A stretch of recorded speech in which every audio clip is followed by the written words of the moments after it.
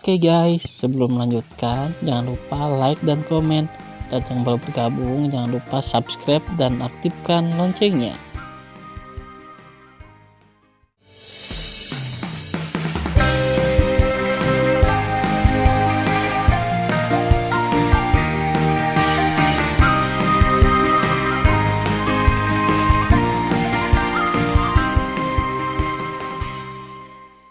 Episode 20. Melanjutkan cerita sebelumnya. Sen Subing, yang sedang menangis, tiba-tiba memikirkan sesuatu, berhenti menangis, dan meninggalkan pelukan Tan Yun, menyeka air matanya, dan berkata dengan cemas, "Tan Yun, berbahaya di sini, cepat pergi, aku sudah sangat senang melihatmu."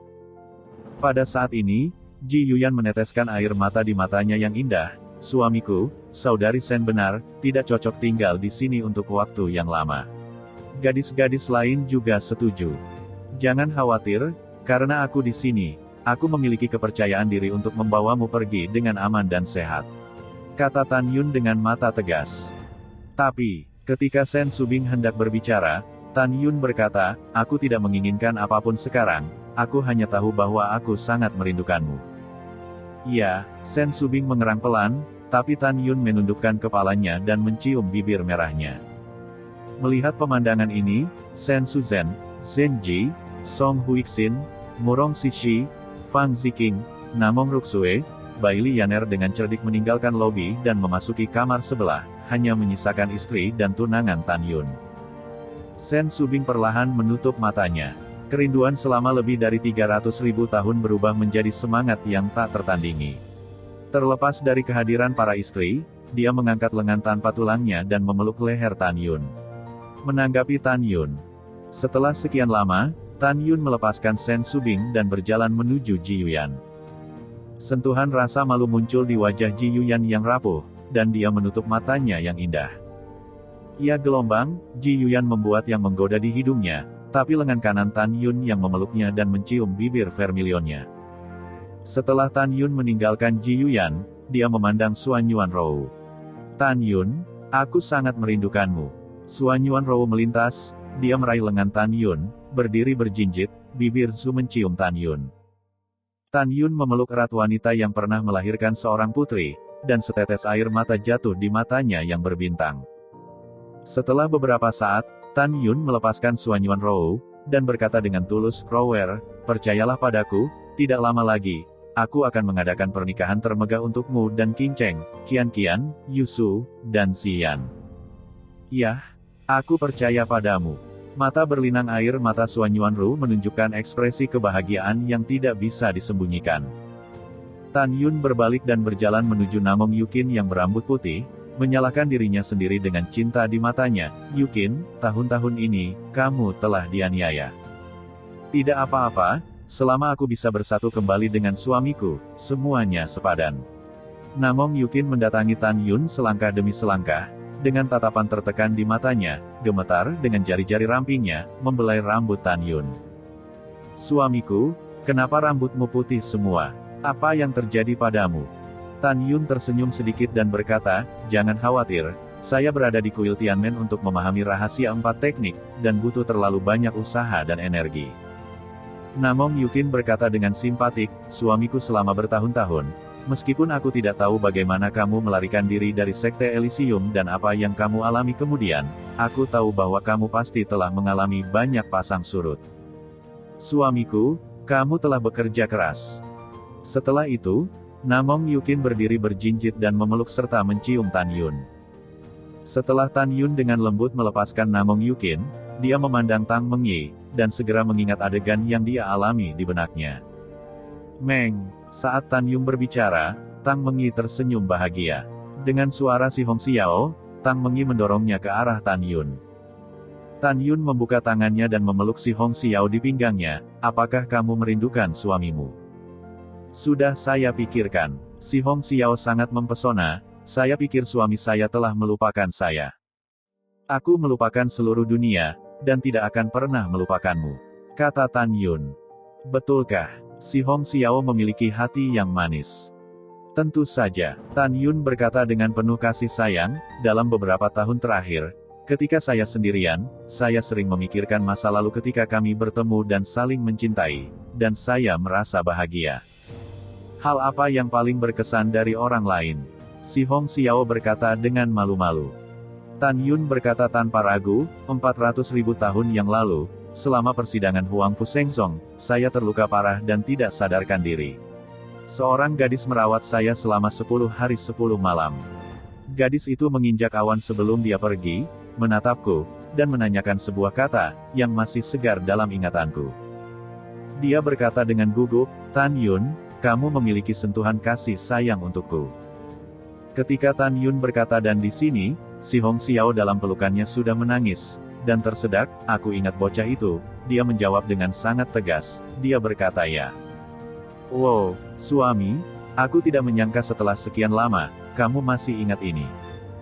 Tan Yun berkata dengan tulus, sedikit demi sedikit yang telah Anda dan saya alami, apalagi 400.000 tahun, bahkan jika lautnya kering dan bebatuannya busuk, dan dunia sudah tua, saya mengingatnya. Suamiku, aku sangat mencintaimu. Si Hong Xiao menutup matanya yang indah, air mata kebahagiaan menembus belenggu kelopak matanya dan terpeleset, suamiku, cium aku. Tan Yun menunduk dan mencium bibir tipis si Hong Xiao, dan butuh waktu lama untuk pergi. Setelah Tan Yun meletakkan si Hong Xiao, dan melihat apa yang akan dikatakan Tang Mengyi menggelengkan kepalanya, mengeluarkan 2 jari giok kian-kian, dan meletakkannya di samping mulut Tan Yun. Matanya berlinang air mata, dan dia memandang Tan Yun seperti itu, tanpa berkata apa-apa. Ketika dia menjauhkan kedua jari gioknya dari bibir Tan Yun menangkupkan wajahnya yang cantik dengan kedua tangannya dan mencium mulut ceri kecilnya dengan dominan. Tang Mengyi tidak mengucapkan sepatah kata pun dari awal hingga akhir, karena dia takut, jadi dia akan menangis ketika berbicara. Tan Yun dan Tang Mengyi memberikan ciuman panjang, saling menceritakan kerinduan selama lebih dari 100.000 tahun. Ketika Tang Mengyi sangat terengah-engah setelah dicium, dia mundur selangkah dan berkata dengan lembut dengan air mata, memilikimu adalah kebahagiaan dalam hidupku. Ya, Tan Yun mengangguk berat, memeluk dan mencium Tang Xinying. Tan Yun memiliki cinta yang tak terlupakan untuk Tang Xinying. Untuk menyelamatkan Tan Yun, dia tidak segan-segan memutuskan hubungan dengan ayahnya Tang Yongsheng dan dipenjara. Dalam setengah jam berikutnya, Tan Yun dan Gongsun Ruoxi, Tantai Xianer, Feng Qingcheng, Ouyang Qianqian, Dongfang Yusu, dan Sue Zian berturut-turut mengungkapkan pikiran mereka tentang satu sama lain dengan cara mereka sendiri. Tan Yun, Rana apa kamu sekarang? Setelah Sue Zian meninggalkan pelukan Tan Yun, meskipun dia menawan dan menawan, dia tetap unik dan tanpa beban. Tingkat 9 Ranah Tao. Mulut Tan Yun sedikit terangkat, jika semua cara digunakan, aku bisa membunuh 9 lapisan kuat dari ranah Raja Tao biasa. Setelah mengetahui kekuatan Tan Yun, para wanita itu terkejut. Suamiku, apakah kamu menemukan bagian kedua dari latihanmu? Ji Yuyan berkata dengan penuh semangat. Yah, aku menemukannya. Tan Yun berkata, Kaisar Dao Abadi adalah kakekku. Meskipun para wanita telah lama terperangkap di Dongsu Senhu, mereka telah mempelajari alasan mengapa Kaisar Dao yang abadi dan dewa-dewa kuno yang abadi dimusnahkan di alam leluhur tertinggi. Apa, Kaisar Tao Abadi adalah kakekmu? Mata indah Ji Yuyan penuh dengan warna yang luar biasa.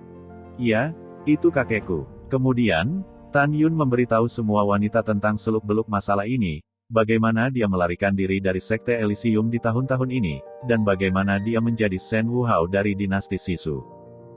Tentu saja, saya secara khusus menyebutkan bahwa saya bertemu dengan 3 orang kepercayaan, Yu Yunxi, Fang Zixi, dan Xin Bingxuan.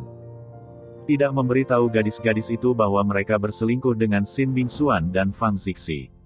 Tan Yun merasa belum waktunya untuk mengatakan sekarang. Setelah mendengarkan Tan Yun, para wanita menyadari betapa sulitnya bagi Tan Yun selama ini. Pada saat yang sama, mata para gadis menunjukkan kemarahan yang tak terbendung. Tan Yun, setelah aku dan kakakku pergi dari sini, kami akan bekerja keras untuk berlatih. Ji Yuyan mengepalkan tinjunya, maka kami akan bergabung denganmu untuk membalaskan dendam dewa dan kakek kami yang abadi.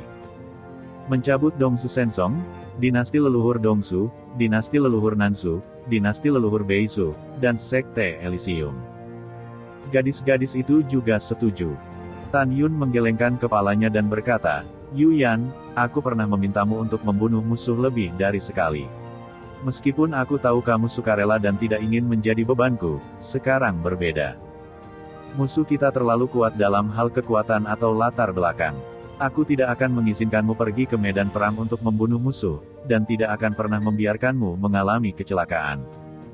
Di alam semesta yang lebih rendah, kamu terlalu banyak membantuku. Sebagai laki-lakimu, tolong izinkan aku untuk menjadi egois sekali.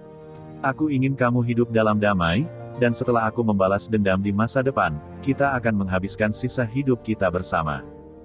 Mendengar itu, meskipun para wanita setuju di wajah, mereka tidak tahu apa yang mereka pikirkan di dalam hati mereka. Tiba-tiba, Tan Yun memikirkan sesuatu, memandang Ji Yuyan, dan berkata, Yuyan, sejauh yang saya tahu, 4 kekuatan leluhur Dongsu, leluhur Beizu, leluhur Nanzu, dan Sekte Elysium. Mengapa ada lagi Sekte Dongsu? Ji Yuyan berkata dengan nada tertentu, suamiku, saya tidak mungkin salah, ada Sekte Dongsu, tetapi pada saat itu, Sekte Dongsu khawatir bahwa 4 kekuatan besar tidak dapat sepenuhnya menghancurkan dewa kuno abadi saya, jadi, Sekte dan murid berpangkat tinggi, atas nama dinasti Dongsu, berpartisipasi dalam pengepungan dan penindasan dewa-dewa kuno yang abadi. Jadi begitu, mata Tan Yun mengungkapkan niat membunuh yang mengerikan, Sekte Dongsu, kebencian baru dan kebencian lama, aku akan membalasmu. Setelah mengambil keputusan, Tan Yun memberitahu benua Dongzhao, benua Nanzu, dan Beizu. Hu Yanzang, 4 orang menyempurnakan malapetaka abadi ke dalam pikiran mereka, mengarah pada fakta bahwa setiap kali dewa kuno abadi melewati malapetaka, mereka akan mendapatkan berita. Tan Yun berkata, Yu Yan, untungnya, setelah kamu naik ke dunia leluhur tinggi, kamu dipenjara di sini dan tidak bisa berlatih secara normal. Jika tidak, begitu kamu dipromosikan naik ranah, konsekuensinya akan menjadi bencana. Ji Yuyan juga memiliki ketakutan yang berkepanjangan. Pada saat ini, Sen Subing berkata dengan cemas, suamiku, kamu tidak boleh membawa kami pergi sekarang, jika tidak, setelah Fu Chashu melihat bahwa kami telah melarikan diri, dia pasti akan turun ke alam semesta yang lebih rendah untuk melampiaskan amarahnya. Saat itu, anggota keluarga kita di alam semesta yang lebih rendah berada dalam bahaya. Semua wanita setuju dengan pandangan Sen Subing. Kamu benar, Tan Yun berkata, saya benar-benar tidak bisa membawa Anda pergi sekarang, jika tidak, alam semesta yang lebih rendah akan menahan kemarahan Fu Chashu dan kewalahan. Ini adalah sesuatu yang tidak dapat saya terima. Suamiku, apa yang ingin kamu lakukan? Sen Subing berkata dengan cemas, dan para wanita juga melirik Tan Yun dengan pandangan bertanya. Tan Yun memandangi para wanita itu dan berkata, jadi, saya membutuhkan kerja sama Anda. Saya akan tinggal di sini paling lama setengah tahun lagi. Saya pasti akan membawa Anda pergi dalam waktu setengah tahun.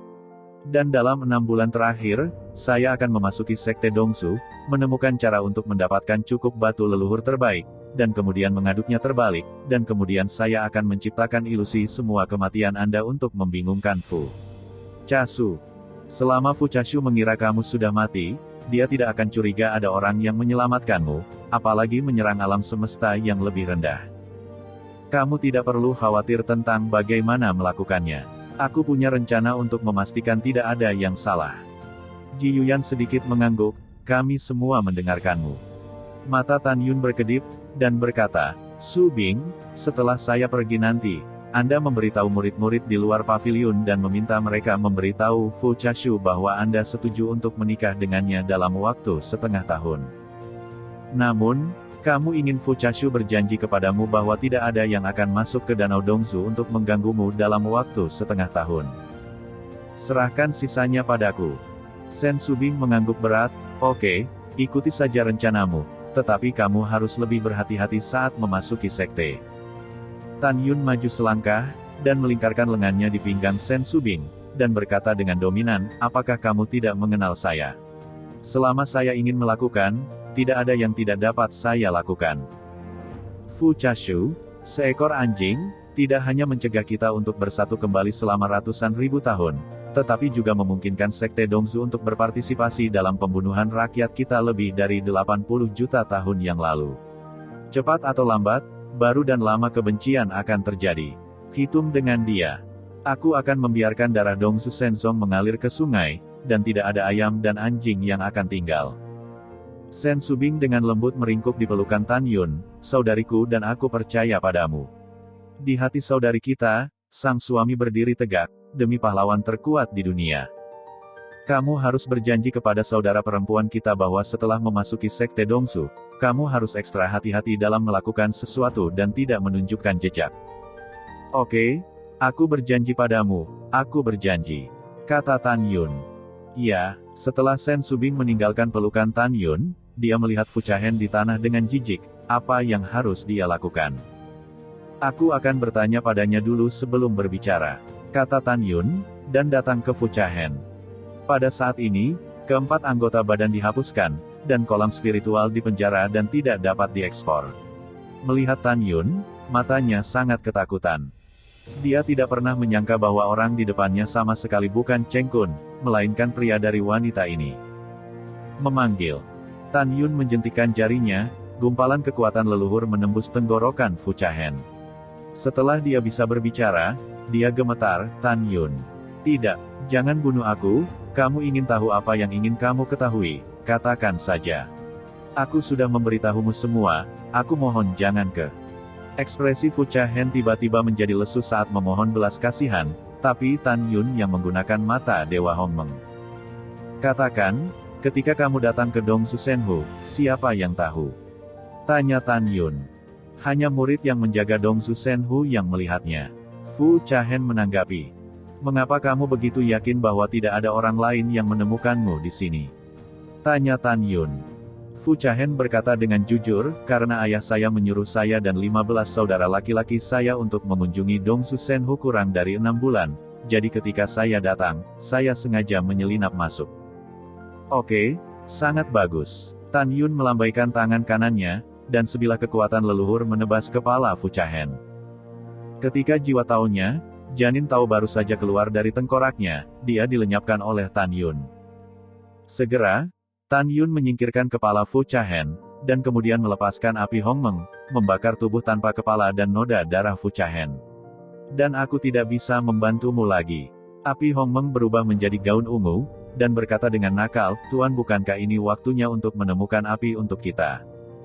Tan Yun tersenyum dan berkata, itu wajar, jangan khawatir, Dongsu Shenzong adalah kekuatan terbesar di domain Dewa Dongsu, dan secara alami ada api es dan api di sekte tersebut. Hehehe, bagus sekali. Zixin sangat gembira, dan setelah memberi hormat pada para wanita, dia masuk ke telapak tangan kanan Tan Yun. Tan Yun dengan enggan menatap para wanita itu dan berkata, tidak cocok tinggal di sini untuk waktu yang lama. Yun Si dan aku harus pergi.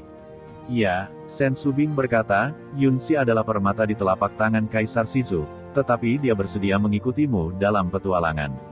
Kamu harus melindungi orang lain. Saya akan. Tan Yun menarik napas dalam-dalam dan berkata, aku pergi, kamu di sini untuk menungguku dengan tenang.